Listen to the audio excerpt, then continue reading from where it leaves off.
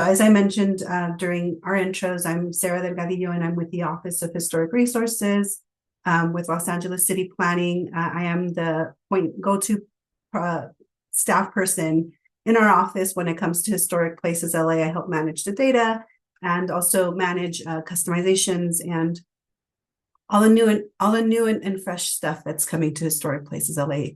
And one of our more recent milestones was integrating historic resources data pertaining to the Palisades Fire into Historic Places LA. And so my presentation is going to be a bit on the technical side, just sort of going through how we were able to use our existing structure. And I've said this before to a couple of folks from the interest group, that it was quite easy for us to bring this in. Primarily because the structure to sustain this data was already part of our installation. So without further ado, I'll go ahead and get started.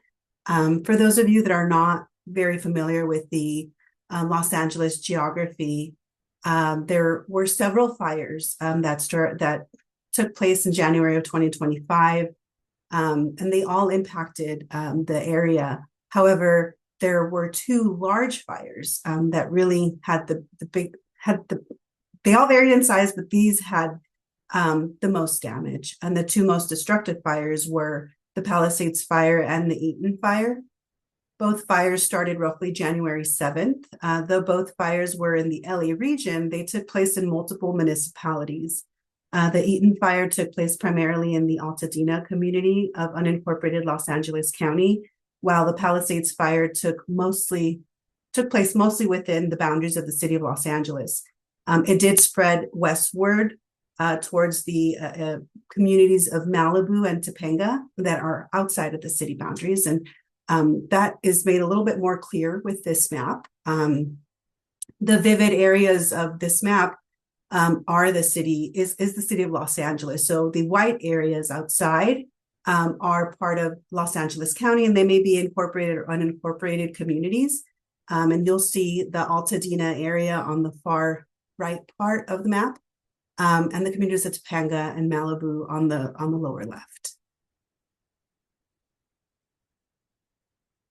The Palisades Fire was contained after burning through over 23,000 acres on January 31st. The fire was fueled by strong Santa Ana winds, and the fire resulted in widespread destruction and damage to cherished historic places within the close-knit community of the Pacific Palisades.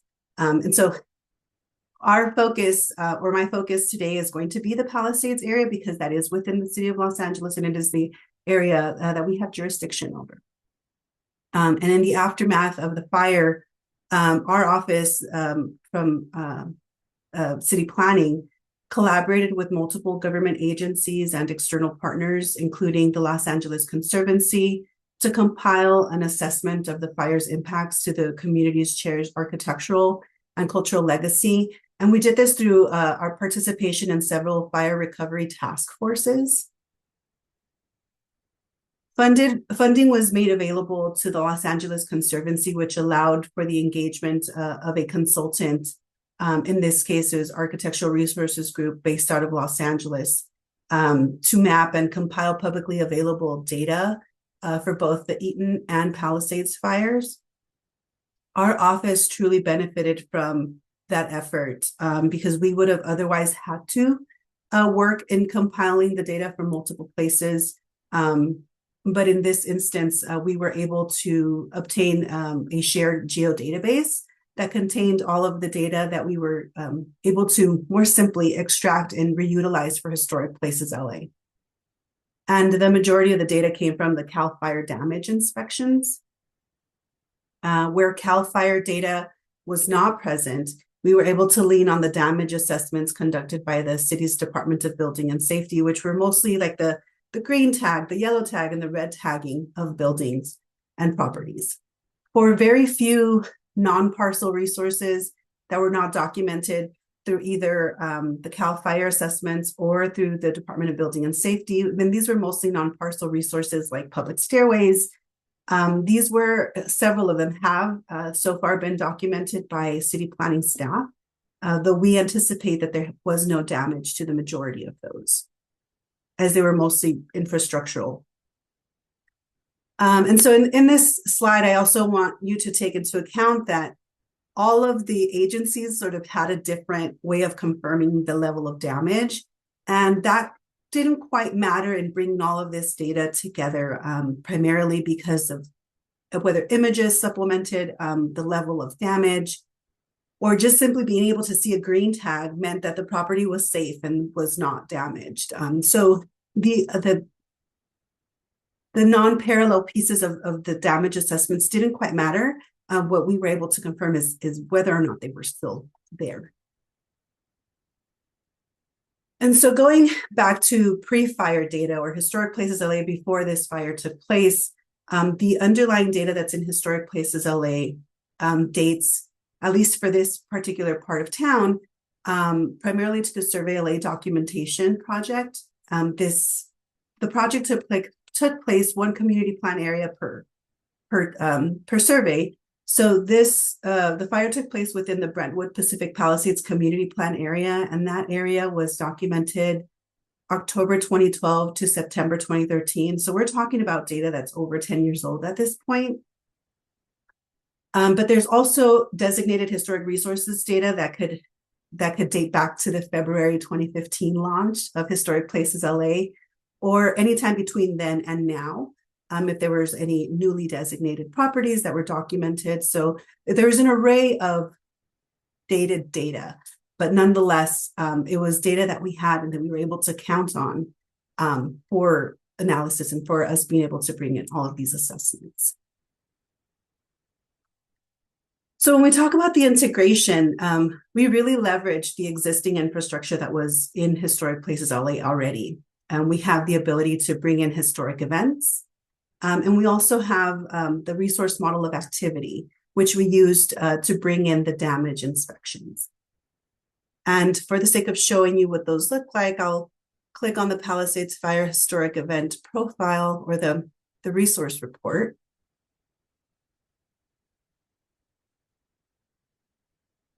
Our system goes a little slower when we're sharing screens, so let's see how fast we can get it. Okay, great. The geography is displayed at the very top, and this polygon represents the burn fire scar area. The report has the name of the event, the duration, a description of the event, and it includes the related damage assessments. And here you'll see the three that I mentioned earlier, the sources of the data, the related area or the administrative area, as well as an external identifier. And in this case, it's the incident number that's assigned by the CAL FIRE agency. And lower in the report, we see the related resources. And here we see the repeat of the administrative area and all of the historic resources that are linked to this historic event. Going back to the presentation, if I click on the activity, or if I open up the resource report for the activity, we have a summary of the CAL FIRE damage assessment. Also includes the geography that was surveyed or documented by the CAL FIRE inspections, the related historic event, the related administrative area, a description of that, including the ranges utilized to grade those assessments, a source URL for that data, as well as the CAL FIRE incident number, and the long list of historic resources associated to that damage inspection. If I go back and I look at the damage inspections conducted by the Department of Building and Safety, it's going to be less because, again, we use this data to sort of fill in the gaps of what we didn't have assessed through CAL FIRE. So again, the same sort of profile, and the list of resources associated to the DBS assessments is much shorter. So we leveraged those two resource models, and also we have a customized Arches saved search. This is something that's part of the Arches software, but we've customized it a bit more. We've called it featured searches. And in this instance, we built a featured search called Palisades Fire Damage Assessments, through which we essentially isolated all of the resources in Historic Places LA that have the damage assessment card or the fields within the report as not null. And that was pretty easy. And I think it's easy also because we don't have much, that's the only damage assessment data that we have in the system. And the other customizations that we've leveraged and used for this, for the featured search is the landing page. Our landing page is quite unique in that it has a place for narrative to explain what the featured search is, or some sort of context that can help drive the point of why it's significant for us to feature this particular set of data, as well as a representative image. And the ability for us to set a unique alias or a short URL is also very helpful because, as I mentioned, we used a featured search or a query to isolate the data. And in Arches, that URL, and I think I can explain it better by showing you what that looks like.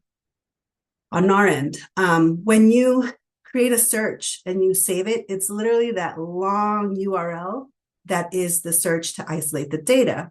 But with us being able to set a sort of search alias, we can use that for the URL. And even if this changes in the future of how we've isolated the data using search, the search alias or the URL will stay the same.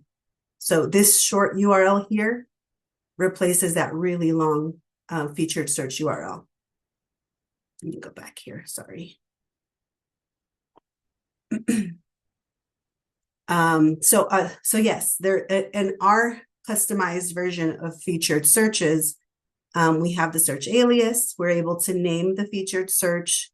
We have the actual URL for that search, a place to describe a short description for the featured search, a place to add narrative to explain it, as well as a place to add an image. And on the front end, that displays like this. And so here we have the landing page, as I mentioned, with the narrative, the representative image, and on the left-hand side, you have all of those search results from that data set. And since this is already filtered and you have 110 results, when you toggle over to the map view, you see those resources isolated here as well. Under the overlays, we have the ability to turn on the historic event layer as well to see the burn scar area. We didn't want this to be turned on by default, but it is definitely there, and one can see how it did spread. This fire did definitely spread beyond the boundaries of the city of Los Angeles. And what I'm going to do now is I'll take you through a couple of those resource reports to show you how that assessment data is included within. The first example, use this Hill and Dale Nursery and Kindergarten.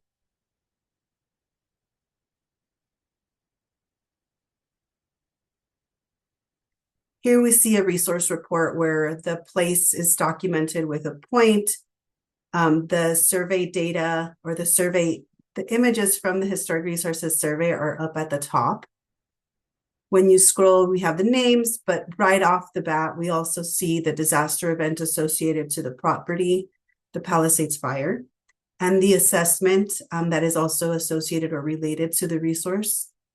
And within the report, we automatically see the fire damage assessment, which was conducted on the 18th of January. And the documentation indicates that the property was over 50% destroyed, including a thumbnail image. If folks want to see that more close up, you can click that and see what that damage assessment documentation and image reflect. We've also changed the eligibility status where a property may be listed as designated, needing more research. In this case, the property is no longer eligible for historic designation. And within the same report, one can see both the pre-fire and the post-fire imaging and documentation of the property. We can go through a couple of these. The Benedict and Nancy Friedman house is also one that was lost. So here you see the survey image before the fire. It was over 50% destroyed. And we can see the image of the residents there.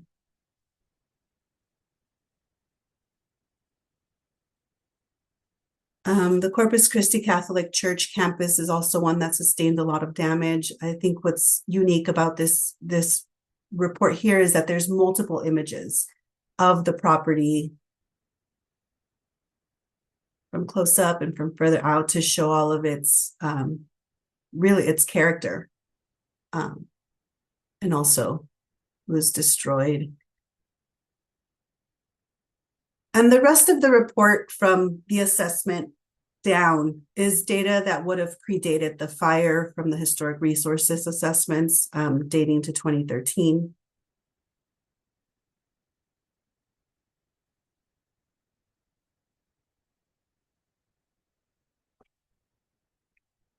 And so I'll go back to the presentation now. To sort of wrap up with the fact that we had all of this information available allowed us to analyze the impact to historic resources in the Palisades Fire area. And it is isolated to just historic resources, as historic resources is what we inventory in historic places. The damage definitely went beyond historic resources. But our focus is historic resources. And what we were able to determine is that of all of the resources that had been documented within Historic Places LA, we found that 117 were impacted. 102 were identified or merely surveyed historic resources that were documented through through the Historic Resources Survey LA. And 15 were designated properties that had been formally protected. And of those 15, 10 sustained no damage, 2 were affected with damage of 1 to 9%, and 3 of them were over 50% damaged or essentially destroyed. The data for the surveyed historic resources is a little bit more complex, as the damage did have a further range. And we also, in bringing in this data, because it was data that I guess I can say that I was dealing with it very manually and looking at the images and bringing them in. And even though we didn't formally survey the area, we did find that there were about 6 resources or 6 places that had been altered extensively prior to the fire. So we were able to rule them out as no longer eligible for designation. And so even this type of documentation allows us to bring our inventory up to date, based on what we were able to document. And our staff, and I can say myself, I never stepped out of the office. All of this was compiled through multiple efforts. And it was really, really helpful to have all of this information available for us to be able to bring in for this very impacted area of the city based on the fires. And with that, I wrap up my presentation, and I'm happy to take any questions if there are any. Otherwise, we can move on to our open forum.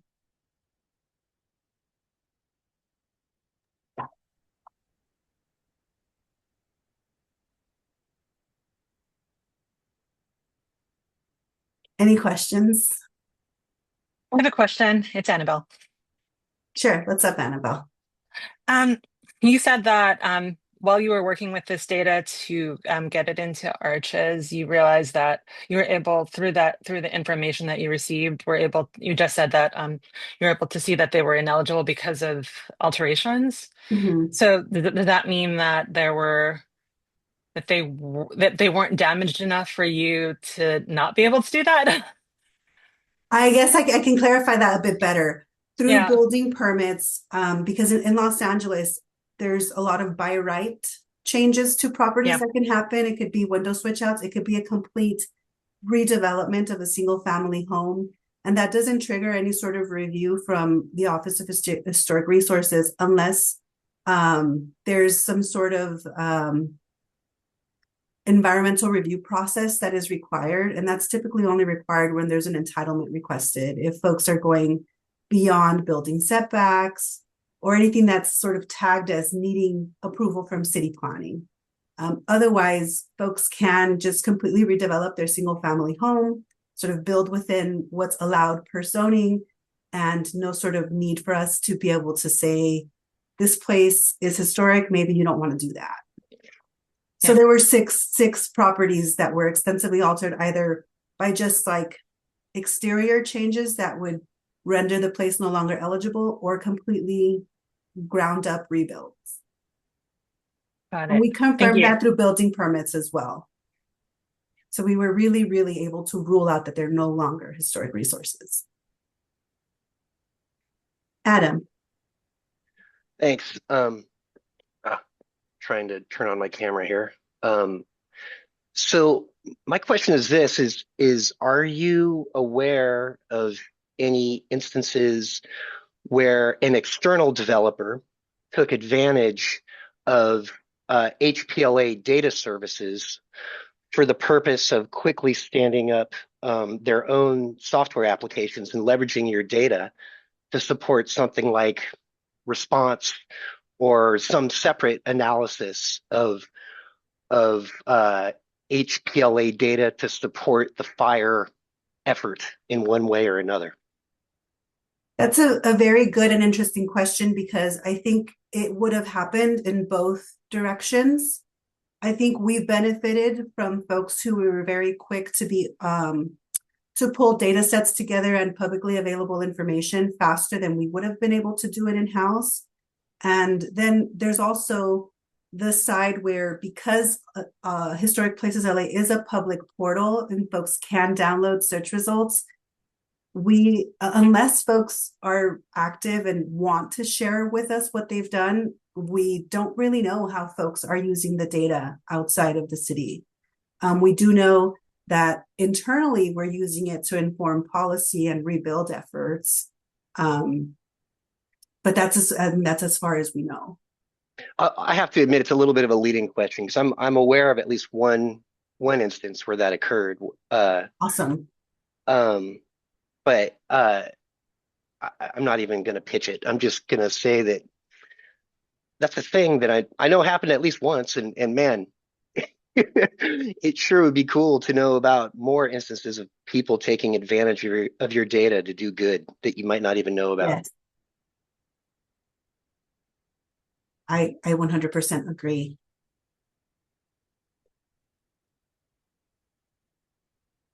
Any other questions?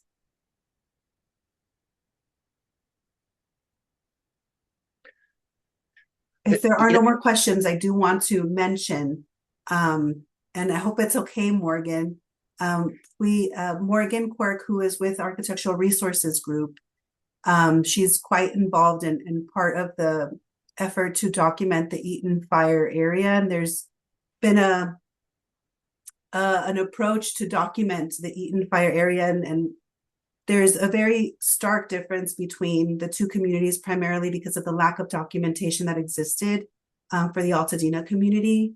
And both Morgan and I will be presenting at the Western chapter of the Association for Preservation Technology Symposium that's taking place at the beginning of next year in March. And we'll be presenting essentially the two case studies of data and sort of how we're pulling together information for historic resources for these two highly impacted areas. Morgan, I don't know if there's anything that you wanted to mention. I'm happy to give the mic over for you to mention anything. I did want to say something actually. It's kind of interesting because Sara, you've talked about how important it was to have the data really quickly. And kind of key person to the preservation community being able to get this data and analyze it against the Cal Fire data was Peter Hansen, who works at Fairlawn. And so it's kind of like this full circle moment to be here in this Arches user group. I think he was doing it while he was watching his kids, and he knew where the wildfire data was and started overlaying it with a bunch of accessible city data, including Historic Places LA. And we saw his map really quickly and were able to just take that and run with it. So just wanted to bring that awareness. Maybe to add just a little bit of color to that, Peter lives in Chico. Right. And he lives in Chico. Which is right down the street from Paradise. And he was, working for peripherally for the Chico Planning Department at the time of the Paradise Fire. And so he had lots of already very strong ideas about how to mostly use Esri tools to integrate relevant data and make meaningful information out of it. Yeah, he was extremely helpful and was able to kind of guide some of this, like bringing in feature service layer credits into GIS when the fires were still active. And so data wasn't even fully compiled yet, but we could be mapping in real time essentially as things were being added by the into the GINS database. So it was definitely a group effort. Thanks, Sarah. Thank you.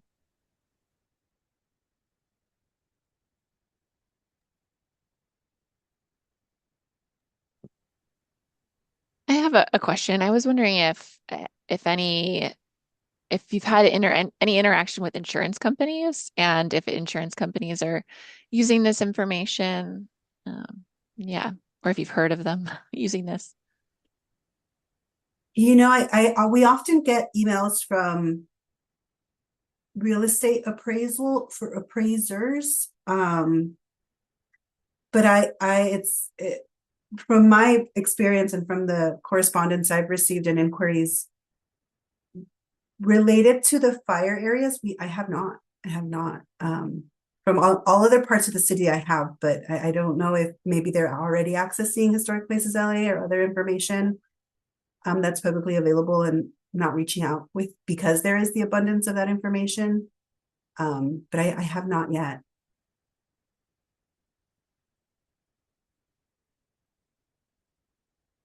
Andrea?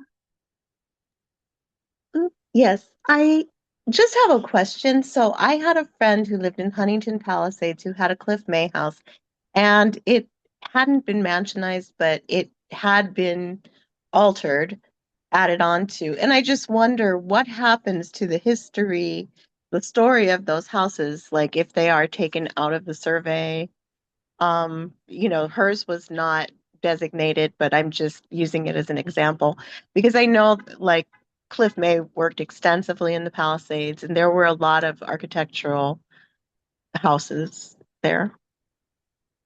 Yeah, the Sullivan Canyon was largely untouched. I think a lot of the damage in Sullivan Canyon was very minimal.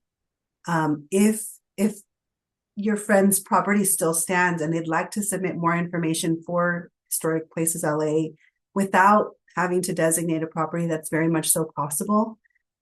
We are open to receiving information on properties, and what we ask is for primary and secondary source information where possible, that we can validate it and add it to Historic Places LA. So if that's something your friend is interested in, even if it has been altered, I think we'd still be open to adding information, especially as we've lost so much. Thank you.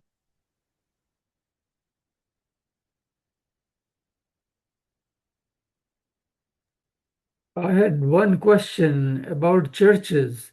Has that been documented? How many historic churches may have been affected by the LA fire? Yes, The Eaton fire.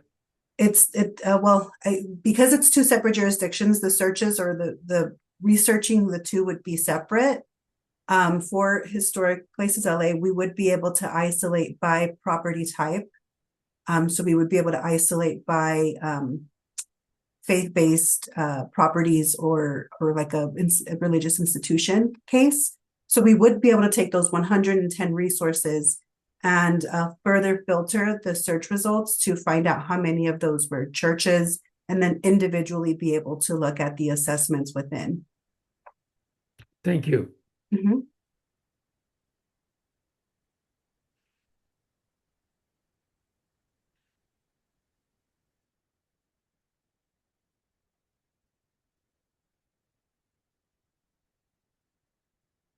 Any other questions?